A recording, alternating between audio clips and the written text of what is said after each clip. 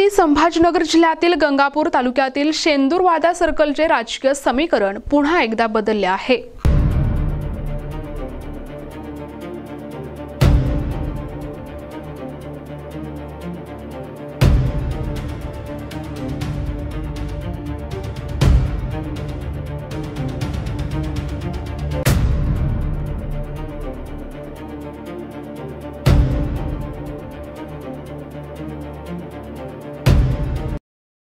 Dahegaon group ग्रामपंचायतचे माजी सरपंच विक्रम राऊत यांनी काही महिन्यांपूर्वी आमदार प्रशांत बम यांच्या नेतृत्वाखाली भाजपात प्रवेश केला होता।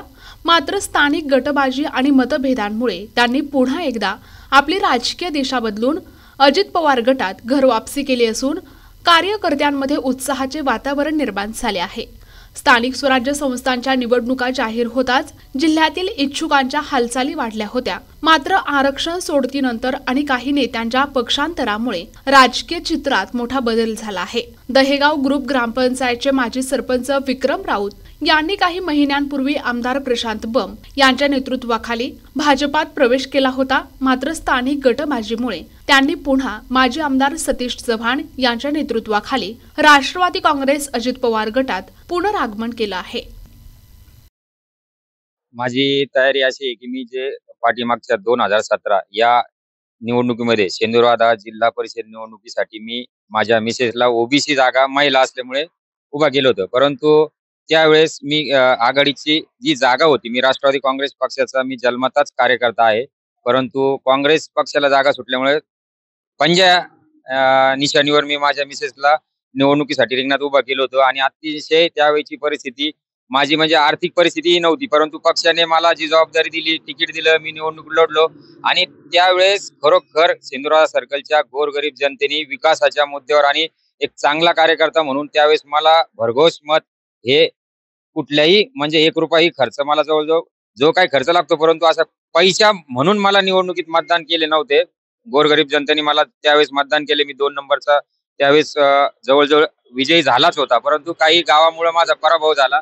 आणि मधल्या काळामध्ये ग्रामपंचायत ही गेली 15 वर्षापासून आमच्या ताब्यात आहे, सोसायटी आमच्या ताब्यात आहे, मी सरपंच आहे, माझी मिसेसही सरपंच होती। आता आमचे सरपंच सध्या कर्डिले पाटील आमच्या सोबत आहे आणि हे राष्ट्रवादी काँग्रेस पक्षाचं काम करतात।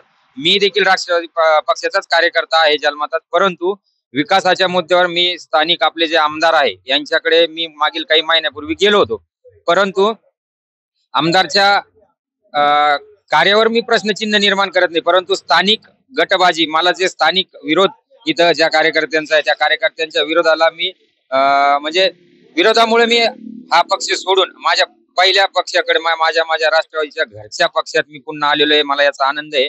येणाऱ्या काळात घड्याळ या निशाणीवर 100% घड्याळच ही निवडणूक चिन्ह मी घेऊन शेंदूरवादा सर्कलच्या जनतेच्या विकासासाठी आणि प्रत्येकाच्या घटकांच्या विकासासाठी मी निवडणूक रिंगणात येणार आणि निवडणूक मी जिंकणार। 100% दावेदार पक्षाकडून मीच आहे, मलाच उमेदवारी मिळणार।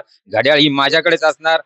घड्याळ म्हणजे असा विषय, घड्याळ तीच आहे, परंतु वेळ नवा आहे आणि 100% त्या नव्या वेळेनुसार, त्या जोमानुसार आम्ही पुन्हा या शेंदूरवादा सर्कलच्या जनतेकडे जाऊन पुन्हा आम्ही विकासाच्या माध्यमातून केलेला विकास जनतेला माहिती आहे। गोरगरीब जनतेसाठी आम्ही दुष्काळाच्या काळामध्ये चारा छावणी केली असेल, पाण्याचा टँकरचा विषय असेल, रस्त्याचा विषय असेल, मिरची मार्केटचा विषय असेल, शेतकऱ्यांच्या बऱ्याचशा अडीनडीसाठी आम्ही काम करत होतो। इथून पुढेही आम्ही काम करत राहू आणि निवडणूक ही 100% विजयी होणार, यात कुठली शंका नाही। घड्याळ हा मोठा विषय आहे, मोठा पक्ष आहे आणि सत्तेत देखील हा जिल्हा परिषदला राहणार आहे। तरी येणाऱ्या काळात निवडणूक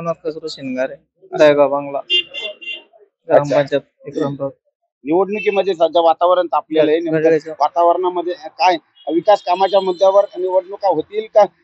लोकांचा जे पैशाकडे जो लोकांचा कल झालेला आहे, त्या दोन्ही बाजूचा नेमकं काय चालवलं तुम्हाला काय अंदाज वाटतो? विक्रम राऊतकडेच पळणार लोक, विक्रम राऊतकडेच पळणार। अच्छा, हा, आमदार सतीश चव्हाण यांचं सीट लागणार जिल्हा परिषद पंचायत समिती जिल्हा परिषद दोन्ही पण। अच्छा, आणि आमदार साहेबांनी प्रशांत बम आमदार आहेत, त्यांनी परिसरामध्ये जिल्ह्यामध्ये तालुक्यामध्ये एवढं त्यांचं विकासाची गंगा त्यांनी आणलेली, नेमकं त्यांचा मग कुठला तुम्हाला म्हणजे फायदा होणार नाही का परिसरात? स्थानिक आमदार साहेब खूप चांगले, पण त्यांचे कार्यकर्ते गटबाजी असल्यामुळे थोडे जनता जनतावर दुर्लक्ष केलं गटबाजी लोकांना. आमदार साहेबांचा काही विषय नाही. गटबाजीच्या कारणामुळे हा. या ठिकाणी परिस्थिती परिस्थिती निर्माण झाली. आता बीजेपीच्या ताब्यात 45 सत्ता होती. हो, तसं म्हणावं असा विकास झाला नाही. हो, त्याच्यामुळं यावेळेस बऱ्यापैकी सीट राष्ट्रवादी काँग्रेसचे लागणार आहे. तुमच्या परिसरामध्ये काय वातावरण? आमच्या परिसरात तर राष्ट्रवादीचं वातावरण फुल तयारीत, म्हणजे चांगलं वातावरण आहे. भाजपची सीट का लागणार नाही तुम्हाला काय? कारण 45 त्यांच्या सत्ता त्यांच्या ताब्यात होती बीजेपीच्या. हो, तसं म्हणावं असं विकास कामं झालं नाही. जिल्हा परिषद जिल्हा परिषद असेल, ग्रामपंचायत असेल. हो, आमदार ते 15 वर्षापासून कुठल्या ग्रामपंचायत? दहेगाव ग्रामपंचायत. ते तर राष्ट्रवादीच्या ताब्यात होती ना. नाही, आता मध्ये बीजेपीच्या ताब्यात गेली होती ना. ते बीजेपी मध्ये गेले होते सरपंच म्हणून म्हणताय. नाही, तसं नाही, पण याच्या अगोदर काही असं विकास कामं झालेच नाही ना. या परिसरामध्ये मग जिल्हा परिषदेमध्ये जे पूर्वीचे जिल्हा परिषद मेंबर होते त्यांच्याकडून काही विकास झाला? काही विकास झाला नाही ना. पंचायत समिती मग काही विकास नाही. शाळेचे काम तसंच आहे. त्यामुळे तुम्हाला अंदाज वाटतो? हो, अंदाज 100% अंदाज राष्ट्रवादी काँग्रेस सीट लागणार. प्रतिनिधी रमेश नेटके, NTV न्यूज मराठी, छत्रपती संभाजीनगर.